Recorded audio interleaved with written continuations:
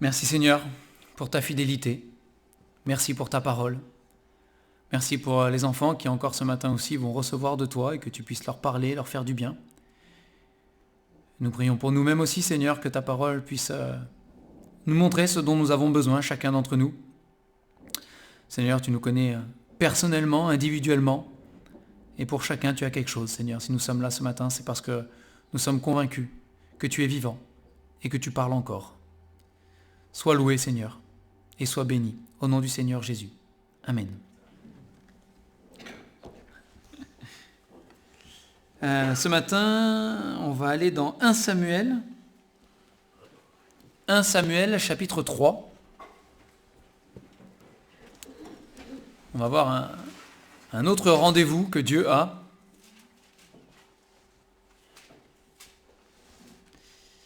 « 1 Samuel chapitre 3.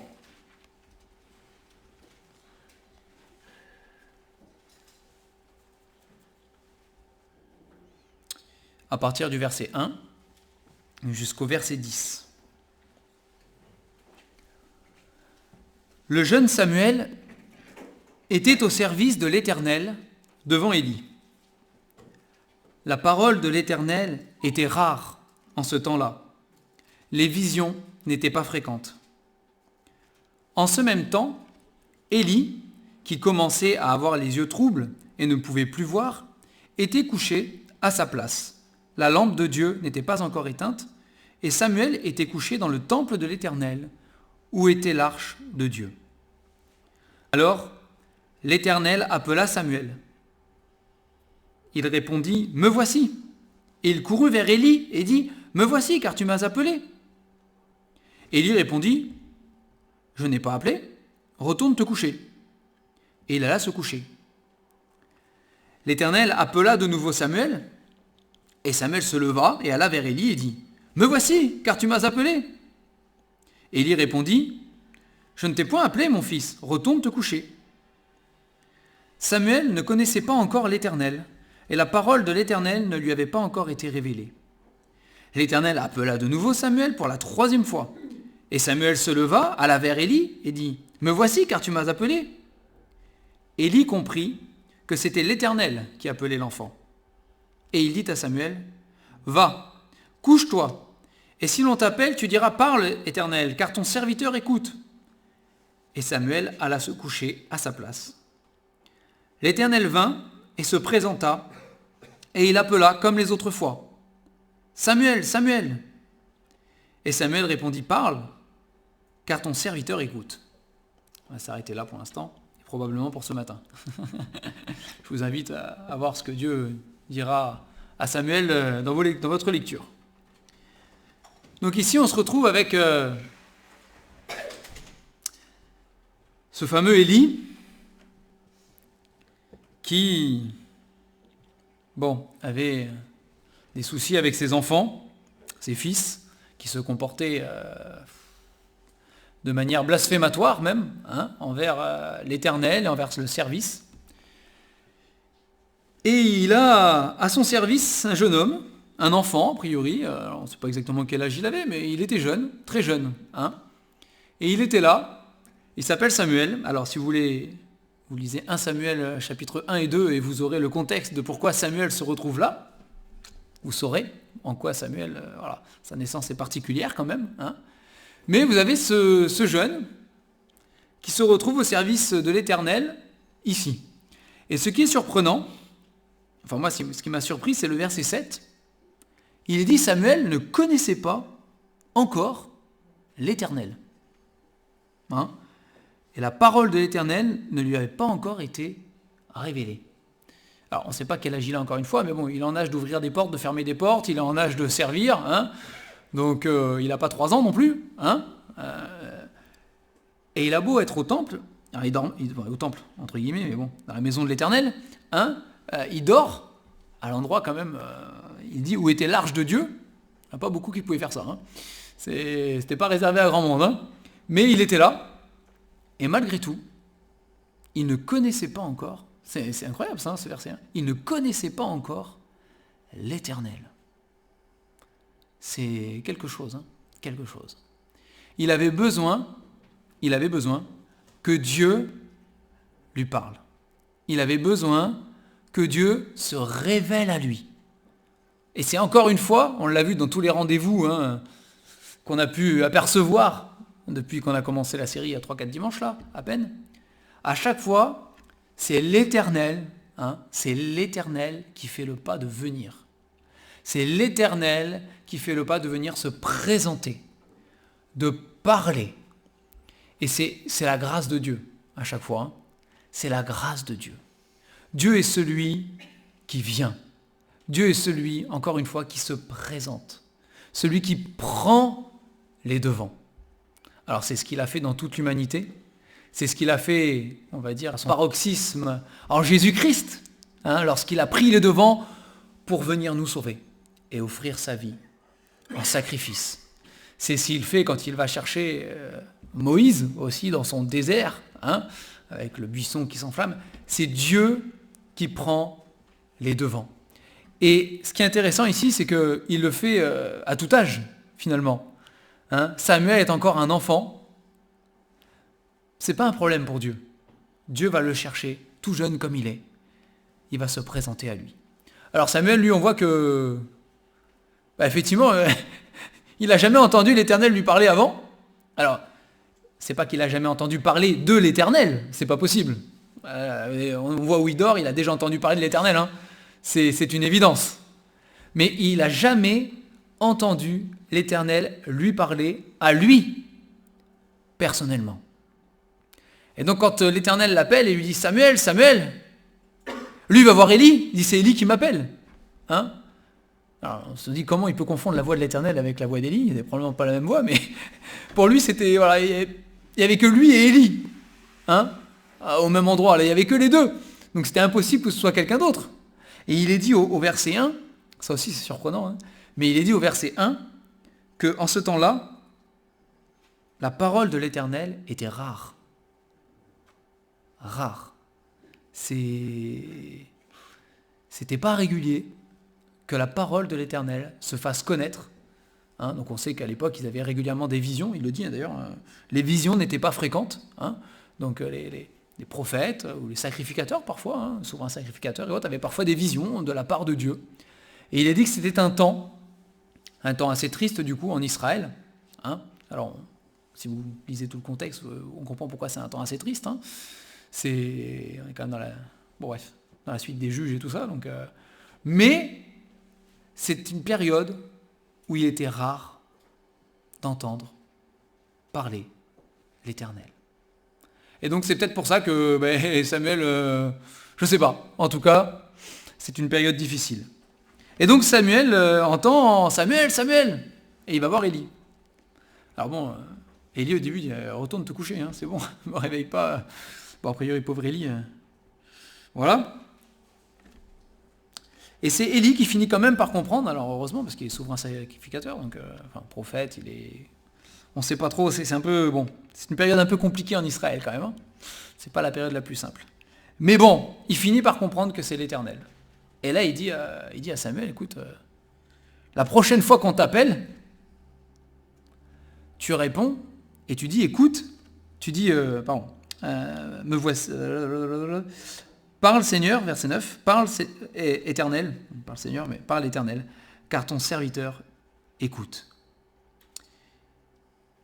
Et l'Éternel se présente encore une fois, et il l'appelle Samuel, Samuel, et Samuel répond, parle, car ton serviteur écoute. Alors il ne dit pas parle l'Éternel, je ne sais pas pourquoi, il dit parle, car il a oublié l'Éternel, je ne sais pas, c'est comme ça, c'est précis, la Bible est précise, il ne l'a pas dit, mais il a dit parle, car ton serviteur écoute. Et c'est le début, après il y a toute l'histoire de Samuel que je vous encourage à lire, mais c'est la rencontre d'un enfant, c'est la rencontre d'un enfant avec son Dieu. C'est la rencontre de Samuel avec l'Éternel. Alors il ne va pas tout comprendre de l'Éternel tout de suite, comme personne ne comprend tout de l'Éternel tout de suite. C'est une certitude. Et il aura besoin que l'Éternel lui parle encore de nombreuses fois. Mais une chose est sûre, c'est qu'en Samuel, Dieu va trouver un serviteur. Toute la vie de Samuel après est une vie consacré, alors il est consacré dès sa naissance, hein, mais toute sa vie, après cette rencontre, en tout cas, est vraiment consacrée à l'Éternel et à la parole de l'Éternel. Samuel sera celui qui, dans le peuple, après, sera le porte-parole de Dieu. Dieu a trouvé quelqu'un qui pourra parler pour lui. Et à partir de ce moment-là, après, durant toute la vie de Samuel, on ne pourra plus dire que la parole de l'Éternel est rare. Parce que Samuel sera là pour véhiculer la volonté de Dieu et les paroles de Dieu au peuple d'Israël, au grand même d'Israël. Hein, mais il sera là, il sera présent. Dieu s'est trouvé un homme pour changer les choses. On vit dans un monde, ou en tout cas dans le monde, la parole de l'Éternel est rare. Hein, on ne vit pas dans un monde où la parole de Dieu est courante. J'espère qu'elle l'est dans nos vies à nous, déjà. Entre nous, dans notre assemblée, et dans les assemblées qui disent glorifier le Seigneur, j'espère qu'elle n'est pas rare. J'espère qu'elle n'est pas rare. Mais dans le monde en général dans lequel on vit, cette parole de l'Éternel est rare. Alors, il y avait un contexte pour le peuple d'Israël, où chacun faisait un peu ce qui lui semblait bon. On peut dire qu'on a l'impression de vivre un petit peu dans ces temps-là aussi. Hein. De toute manière, il n'y a pas grand-chose qui a changé. Mais est-ce que nous, qui normalement, si on est là ce matin, c'est qu'on a déjà entendu la parole de l'Éternel plusieurs fois, je pense. Hein, c'est plusieurs fois le Seigneur nous a appelés par notre nom. Hein, alors, j'espère qu'on a tous déjà répondu pour notre salut. C'est quand même la base de la chose. J'espère qu'on a tous dit un jour, oui Seigneur, oui, tu es mon sauveur et je reconnais que tu es mort sur cette croix pour moi. Je te demande pardon. Sauve-moi. J'espère, c'est la base. Hein, la première, voilà, il nous a appelés de notre nom. Mais ensuite, qu'avons-nous fait et que faisons-nous de cette parole ? Est-ce que, grâce à nous, bon c'est grâce à Dieu, on ne va pas se mentir, mais grâce à nous quand même, grâce à notre service, est-ce que Dieu peut dire qu'en chacun de nous, il a trouvé un porte-parole ? Quelqu'un qui va faire en sorte que, alors on n'a pas des moyens d'action toujours, qui vont jusqu'aux extrémités de la terre, on essaye, c'est pas toujours simple, hein, mais est-ce que déjà, dans notre rayon d'action à chacun d'entre nous, hein, dans notre monde à nous, dans nos connaissances, dans nos fréquentations, est-ce qu'on contribue au quotidien à ce que la parole de Dieu soit moins rare, plus présente, plus fréquente, hein ? Alors oui, il faut commencer par dire au Seigneur, parle, ton serviteur écoute, c'est comme ça que Samuel a commencé, hein. Parle Seigneur et moi j'écoute, mais après, on le voit, hein, il n'a pas cessé, non seulement d'écouter Dieu, mais de parler, de parler, de parler et de parler. Est-ce que nous, dans notre vie, nous sommes porte-parole de Dieu ? Ce n'est pas réservé aux prédicateurs, aux pasteurs, aux missionnaires, aux évangélistes et tous les noms qu'on peut mettre. Hein, ce n'est pas réservé uniquement à cette catégorie de chrétiens ou de personnes dans l'Église. C'est le ministère de chacun d'entre nous que d'être le porte-parole de Dieu. Dans notre famille, auprès de nos amis, de nos collègues, de nos connaissances, dans notre quartier, hein, là où Dieu nous place, parce que c'est lui qui nous a placés, nous en sommes convaincus. Si vous lisez l'histoire de Samuel, vous voyez que c'est Dieu qui a placé Samuel là. Hein, c'est rien qu'avec la naissance et tout ce qui se passe après. Dieu avait placé Samuel à cet endroit-là. Et Dieu avait un plan pour Samuel. Et à ce moment-là, Samuel commence à rentrer dans le plan. Parle Seigneur. Ton serviteur écoute. Et ce sera ce qui va rythmer toute la vie de Samuel. Parle Seigneur, parle l'Éternel, ton serviteur écoute. Hein. Mais Dieu a un plan pour chacun d'entre nous. Il nous a placés là où nous sommes pour une bonne raison.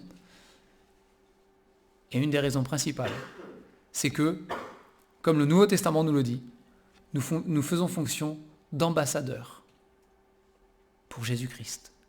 Nous sommes, chacun d'entre nous, des ambassadeurs.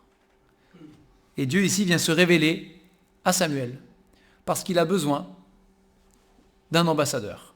Il a besoin, dans un temps de désert, dans un temps où même ceux qui étaient censés faire le service de l'Éternel ont lourdement failli, sont complètement à côté et sont dans le péché. Et si vous lisez la suite, vous verrez que la parole qui est annoncée à Samuel, là, c'est un jugement sur Élie et sur sa maison, à cause du péché qui règne dans cette famille, notamment avec les 2 fils. Hein? Mais malgré cela, et dans ce contexte-là, d'autant plus peut-être, d'ailleurs, hein, Dieu a besoin de quelqu'un qui gardera et qui défendra la parole de l'Éternel. Quelqu'un qui la mettra en avant par sa vie de service, c'est ce qu'on voit chez Samuel, hein, par sa vie de service consacrée, mais par les paroles qu'il pourra aussi transmettre au peuple. Et quand on lit dans la parole de Dieu, quand on lit les prophètes, prenez Jérémie, Ézéchiel et les autres, hein, c'est cette même attitude qu'on retrouve. On retrouve la même attitude. Alors, ils n'ont pas tous les mêmes contextes de vie, mais de manière générale, malheureusement, ils vivent quand même entourés de gens qui ne sont pas très motivés, hein, à l'idée de suivre la parole de Dieu, même parmi le peuple de Dieu. Il n'y avait pas beaucoup de motivation. Il y a eu des petites périodes parfois, mais la plupart du temps, hein, chez ces prophètes, quand on les lit, le peuple n'est pas très motivé. Il n'est pas très motivé. Mais eux, ils sont fidèles. Ils sont fidèles. Samuel l'a été. Ézéchiel et Jérémie aussi, et les autres, hein, dont il est question, à part Jonas qui est un peu particulier. Mais pour les autres, hein, on voit une fidélité à porter la parole de l'Éternel. Et c'est ce à quoi nous sommes encouragés ce matin. Nous sommes tous appelés à le faire, à notre échelle et à notre niveau. Portons la parole de l'Éternel. Ça ne fera pas toujours plaisir. Dieu le dit, qu'il t'écoute pas, parle quand même. Parle quand même. Hein? Dieu le dira aussi à Paul, parle, ne te tais pas, ne crains pas, parle. J'ai un peuple nombreux dans cette ville. Hein? Mais nous sommes encouragés à ne pas nous taire. À ne pas nous taire, mais à parler. N'aie point honte, il est dit, hein, du témoignage à rendre à Jésus-Christ. N'aie point honte, mais parle, ne te tais pas. Et trop souvent, nous nous taisons. Trop souvent. Quand je dis on parle peut-être trop, mais pas assez de la parole de Dieu. Pas assez du Seigneur. On a toujours des choses à dire. Hein. C'est pas qu'on se tait et qu'on est muet. On parle, mais on ne parle pas de la parole de Dieu. Elle est trop souvent silencieuse dans notre bouche et dans notre vie. Alors, on est tous à la même enseigne, hein, personne n'est parfait, mais le Seigneur nous encourage ce matin. Ne te tais pas. Ne te tais pas. Parle. Ouvre la bouche. N'aie pas peur. Ne crains pas. Hein, il y a plein de versets aussi où le Seigneur nous encourage à ne pas vivre dans la crainte et dans la peur de ce que les autres peuvent penser, de ce que les autres peuvent nous faire même, à cause du nom de Jésus-Christ, que nous partageons, que nous prêchons. Les apôtres ont vécu des choses difficiles, on le voit, hein, dès le début. Dès qu'ils ont commencé à parler de Jésus, ils ont été persécutés, frappés. Hein, mais il est dit qu'ils sont sortis heureux, c'est quelque chose, hein, heureux d'avoir été jugés dignes de subir tout ça pour le nom de Jésus-Christ. Pour le nom de Jésus-Christ. Alors n'ayons pas peur et parlons. Parlons de la part de Dieu. Partageons la parole de Dieu. C'est qu'elle fasse partie de nos conversations. Parce que, c'est le thème du camp de la Toussaint, mais parce que ta parole est la vérité. C'est ça, hein? Ta parole est la vérité. Quand nous parlons de la parole de Dieu, nous parlons de la vérité. Pas d'une vérité, mais de la vérité, avec un grand V, hein, la seule qui existe. Et la parole de Dieu déclare elle-même qu'elle est puissante et efficace. Elle est puissante. C'est elle qui vient convaincre les cœurs, par l'action du Saint-Esprit, de péché, de justice et de jugement. Hein, qui sépare sentiments et les pensées du cœur. C'est elle qui le fait. C'est elle qui vient nous consoler aussi quand nous sommes abattus. C'est elle qui le fait. C'est la parole. Quand nous sommes découragés, c'est elle. C'est la parole qui vient nous fortifier, qui vient nous relever. Hein, c'est elle aussi, hein, qui nous montre ce que nous sommes, qui nous montre aussi Jésus-Christ, qui nous apprend à connaître Jésus-Christ. Comme Samuel avait besoin, il avait beau servir l'Éternel, être au service en tout cas de l'Éternel, il ne le connaissait pas encore. Hein. Il avait besoin d'apprendre qui était l'Éternel. Nous avons toujours besoin d'apprendre qui est l'Éternel. Nous ne sommes jamais arrivés au bout de la connaissance, hein, de Christ.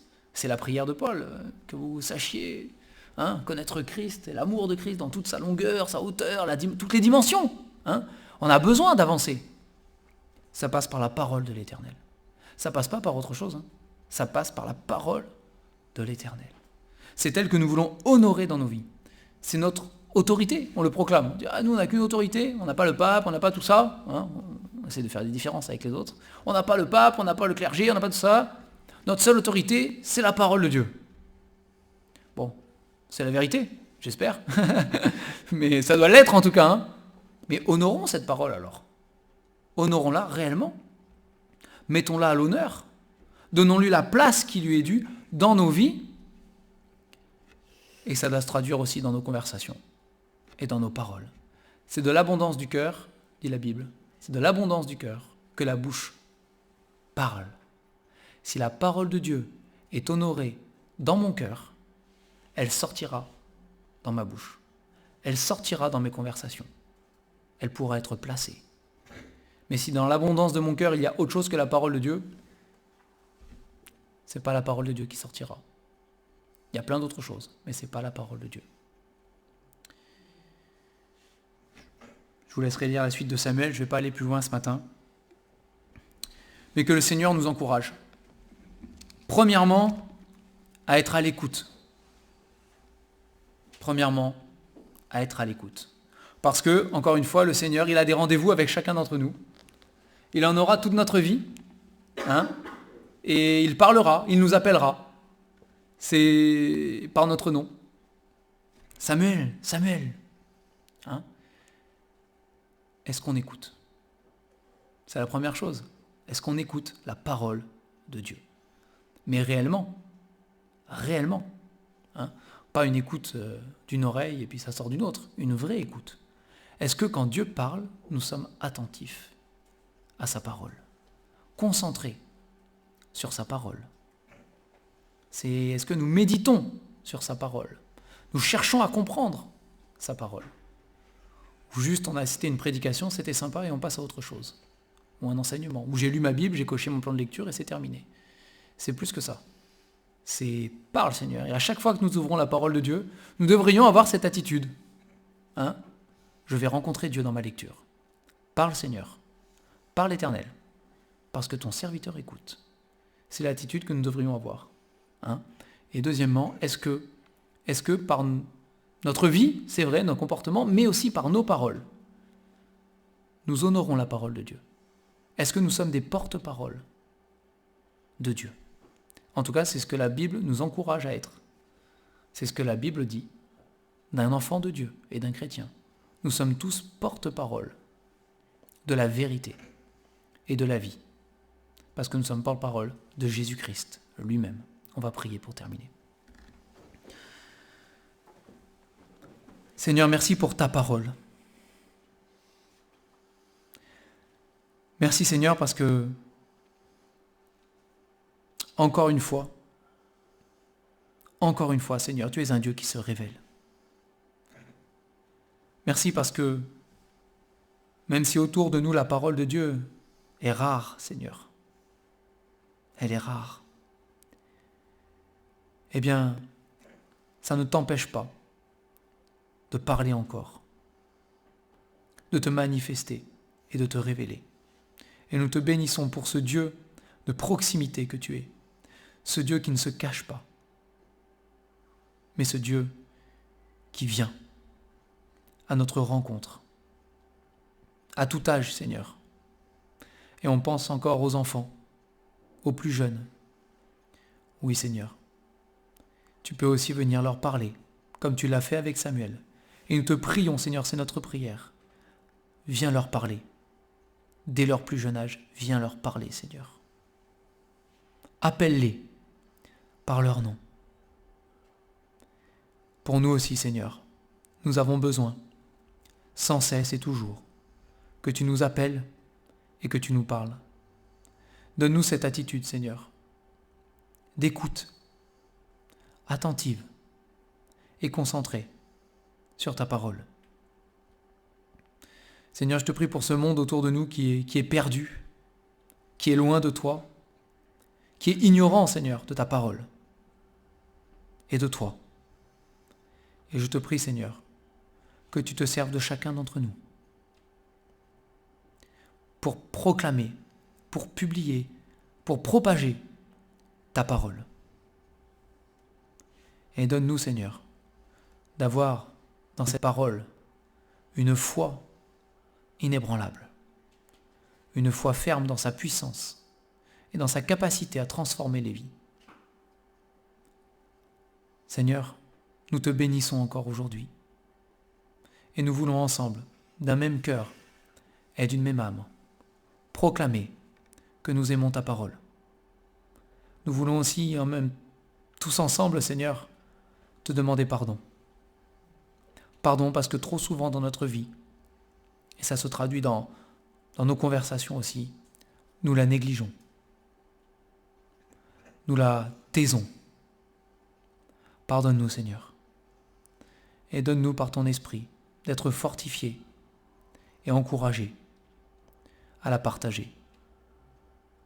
Nous te bénissons parce que nous savons, Seigneur, que tu seras avec nous et que tu feras ton œuvre en nous. Sois béni, Seigneur, et sois adoré encore ce matin. Sois élevé. Merci pour ta parole. Au nom du Seigneur Jésus. Amen.